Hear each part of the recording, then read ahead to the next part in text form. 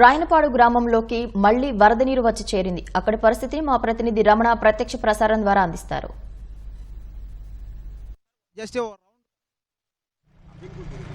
బుడమేరు పొంగడంతో ఎన్టీఆర్ జిల్లా పరిధిలోని ఎన్టీఆర్ జిల్లా నుంచి ఇటు విజయవాడ రూరల్ వైపు వచ్చేటటువంటి మార్గం అంతా కూడా పూర్తిగా గ్రామాల ప్రజలను కూడా నీట మునిగాయి.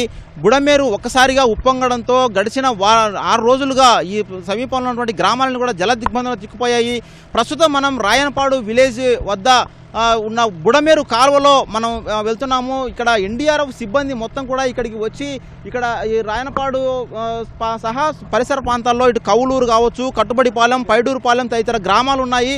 ఆ గ్రామాలకు కూడా ఇక్కడ వెళ్ళేటటువంటి వారి కోసం అలాగే అక్కడ చిక్కుకున్నటువంటి ప్రజలకు ఆహారాన్ని అందించేందుకు కూడా ప్రత్యేకించి రెస్క్యూ ఆపరేషన్ చేస్తున్నారు. ప్రస్తుతం మనం వెళ్తున్నదంతా కూడా బుడమేరు కాలువ. ఇది బుడమేరు కాలువ చూస్తే కనుక పైన రాయనపాడు కంటే పైన కౌలూరు వద్ద రెగ్యులేటర్ ఉంటుంది. ఆ రెగ్యులేటర్ దగ్గర గండ్లు పడి భారీ ఎత్తున వరద నీరు వారం రోజుల కిందట వచ్చేసింది. సమీపంలో ఉన్న గ్రామాలన్నీ కూడా నీట ముంచాయి. ఇటు విజయవాడ నగరం మొత్తం కూడా జల దిగ్బంధనం అయిపోయింది. విజయవాడ నగరం మునిగేందుకు కారణం కూడా ఈ బుడమేరు కాలువే. ప్రస్తుతం అయితే మనం చూస్తున్న రెస్క్యూ ఆపరేషన్ ఎన్డీఆర్ఎఫ్ సిబ్బంది ప్రత్యేకించి వారం రోజులుగా ఇక్కడే ఉంటూ ప్రత్యేకించి ఇక్కడికైతే నీట మునిగాయో ఆ గ్రామాలన్నింటినీ కూడా అక్కడ ప్రజలకు ఆహారాన్ని సరఫరా చేస్తున్నారు, మంచినీటిని సరఫరా చేస్తున్నారు. ప్రస్తుతం మనం చూడొచ్చు ఇక్కడ బోట్లో ఇక్కడ ఎన్డీఆర్ఎఫ్ సిబ్బంది అందరూ కూడా ఇక్కడ ఆహారాన్ని తీసుకువెళ్తూ అక్కడ ఉన్నటువంటి గ్రామాల ప్రజలు ఆకలి తీర్చేందుకు దప్పిక తీర్చేందుకు ప్రత్యేకించి శ్రమిస్తూ ఉన్నారు. ప్రతిరోజు కూడా ఈ బుడమేరు కాలువకు అటువైపు రాయనపాడు విలేజ్ ఉంటుంది. దీన్ని దాటి పైడూరుపాలెం విలేజ్కు వెళ్లాల్సి ఉంటుంది. ఈ పైడూరుపాడు సహా కౌలూరు విలేజ్ కూడా ఇదే మార్గంలోనే రాకపోకలు సాగిస్తూ ఉంటారు. ప్రస్తుతం ఈ బుడమేరు కాలువ ఉప్పొంగడంతో ఈ గ్రామాలకు పూర్తిగా రాకపోకలు పూర్తిగా స్తంభించిపోయాయి. ఈ ప్రాంతంలో కేవలం ఇటు నది దాటలేని పరిస్థితి ఉంది, ఈ కాలువ దాటలేని పరిస్థితి ఉంది. కాబట్టి ప్రస్తుతం ఎన్డీఆర్ఎఫ్ సిబ్బంది అంతా కూడా బోట్లతో రెస్క్యూ ఆపరేషన్ చేస్తున్నారు, ఆహారాన్ని అందిస్తూ ఉన్నారు. ఇక్కడ రాష్ట్ర ప్రభుత్వం తరఫున కూడా ప్రత్యేకించి ఈ వ్యవహారాలంటే కూడా స్పెషల్ ఆఫీసర్ను ఏర్పాటు చేసి అక్కడ ఉన్న గ్రామాలందరినీ కూడా సహాయ చర్యలు ఏర్పడేందుకు స్పెషల్ ఆఫీసర్ను కూడా ఏర్పాటు చేశారు. ప్రస్తుతం మనతో పాటు స్పెషల్ ఆఫీసర్ సునీత గారు ఉన్నారు.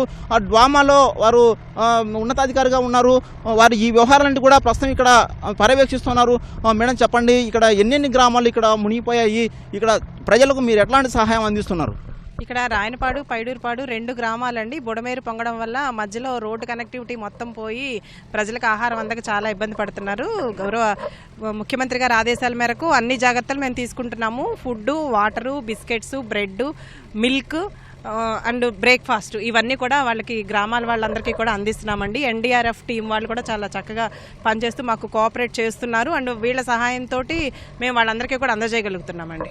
ఎన్ని రోజుల నుంచి ఇలాగా ఎన్డీఆర్ఎఫ్ వాళ్ళ బోట్లలో ఆహారాన్ని సరఫరా చేస్తున్నారు? రాకపోకలకు సంబంధించి కూడా ఎన్ని రోజుల నుంచి జరుగుతుంది ఇదంతా? 3 డేస్ నుంచి అండి. 3 డేస్ నుంచి కంటిన్యూగా కూడా ఈ ఫుడ్ అనేది మేము సప్లై చేస్తున్నాము. 3 పూట్ల కూడా, అంటే morning breakfast, afternoon lunch, evening dinner, ఈ మూడు పూట్ల కూడా ఆహారం అనేది వాళ్ళకి సప్లై చేస్తున్నామండి.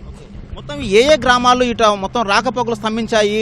ఆ గ్రామాల్లో ప్రజలు ఈ ఊరు దాటడానికి వారు బయటికి వెళ్ళేందుకు మీరు ఎట్లా హెల్ప్ చేస్తున్నారండి?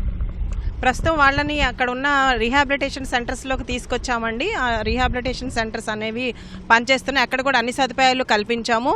ఈ రోడ్ కనెక్టివిటీ అనేది వాటర్ తగ్గంగానే కూడా ఇబ్బంది లేకుండా, రాకపోకలకి ఇబ్బంది లేకుండా అన్ని సౌకర్యాలు కల్పిస్తాం.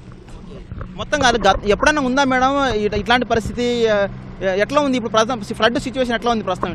ఎప్పుడూ లేదండి, ఇలాంటి సిచ్యువేషన్ అనేది ఎప్పుడూ చూడలేదు. గడిచిన అంటే మా పెద్దవాళ్ళు చెప్పింది ఏంటంటే అసలు 200 సంవత్సరాలు, దాదాపు 200 సంవత్సరాల వరకు ఇలాంటి ప్రవాహం అనేది ఎప్పుడూ ఎరగలేదు అంటున్నారు.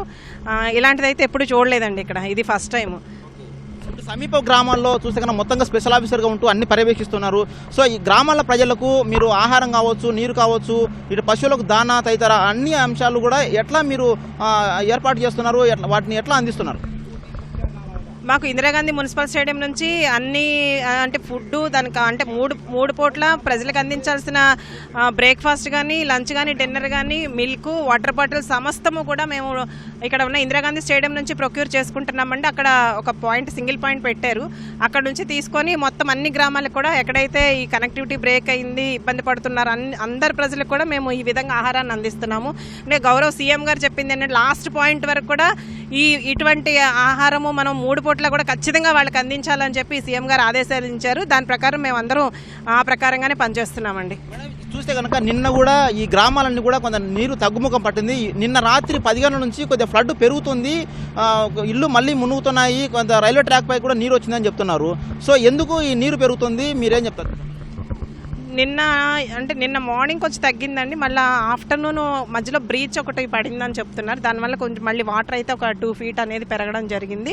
అండ్ ఇప్పుడు కొంచెం వాటర్ అనేది మళ్ళీ ఇప్పుడు కొంచెం తగ్గిందండి. అంటే ఇప్పుడు ఏం భయాందోళన పొందాల్సిన అవసరం లేదంటారా? తగ్గుతుందా ఈ ఫ్లడ్ అంతా కూడా? ప్రస్తుతానికైతే ఏం భయాందోళన పడాల్సిన అవసరమే లేదండి. వాళ్ళకి కావాల్సిన అన్ని సదుపాయాలు కూడా మేము అందిస్తున్నాము. ఇబ్బంది అయితే ఏమీ లేదండి. సో ఇది స్పెషల్ ఆఫీసర్ సునీత గారు చెబుతున్నది. ప్రస్తుతం మనం చూస్తే కనుక ఇప్పుడు బోర్డు చూడొచ్చు. విజయవాడ నుంచి ఇటు కొండపల్లి అలాగే ఈలపురలు తదితర గ్రామాల నుండి కూడా ఇటువైపు వెళ్తూ ఉంటారు. ప్రస్తుతం పైడూరుపాడు విలేజ్కి సంబంధించినటువంటి గ్రామస్తులు ఇక్కడ ప్రస్తుతం వేచి చూస్తున్నారు. ప్రస్తుతం ఇటువైపు గట్టుకొచ్చేసాము. రోడ్డు తెగినటువంటి ఏదైతే రోడ్డు తెగిందో ఆ రోడ్డు మీదుగా మనం ఇప్పటివరకు రాకపోకలు చేసాం. ఇప్పుడు ప్రస్తుతం ఒడ్డుకు చేరుకుంది పడవ. ఈ ఒడ్డుకు చేరుకున్న తర్వాత ఇక్కడ ఉన్నటువంటి ఈ పైడూరుపాలెం గ్రామస్తులందరికీ కూడా ఆహారాన్ని అందిస్తూ ఉన్నారు. ఎన్డీఆర్ఎఫ్ సిబ్బంది ఇక్కడే ఉంటూ ప్రతిరోజు ఉదయం నుంచి సాయంత్రం దాకా అలాగే రాత్రి వేళలో కూడా పూర్తిగా నిరంతరం ఇక్కడ సహాయక చర్యలు అయితే కొనసాగుతూనే ఉన్నాయి. గడిచిన 6 రోజులుగా ఈ రెస్క్యూ ఆపరేషన్ అనేది కొనసాగుతూనే ఉంది. చూస్తే కనుక గతంలో ఎన్నడూ లేని రీతిలో ఇలాంటి వరద తమ ప్రాంతానికి వచ్చిందని చెప్పేసి ఇక్కడ వాళ్ళు చెబుతున్నారు. ఇలాంటి పరిస్థితి ఎప్పుడు చూడలేదని చెప్పేసి వారు చెబుతున్నారు. అయితే ఎన్డీఆర్ఎఫ్ సిబ్బంది కావచ్చు, అలాగే ఎస్ ఓకే 39 DRF సంబంధించినటువంటి టీము 4 టీమ్స్ మొత్తంగా ఎన్డీఆర్ఎఫ్ సిబ్బంది ఇక్కడ సేవలు అందిస్తూ ఉన్నారు. చెప్పండి ఎట్లా అందుతుందండి? ఎక్కడి నుంచి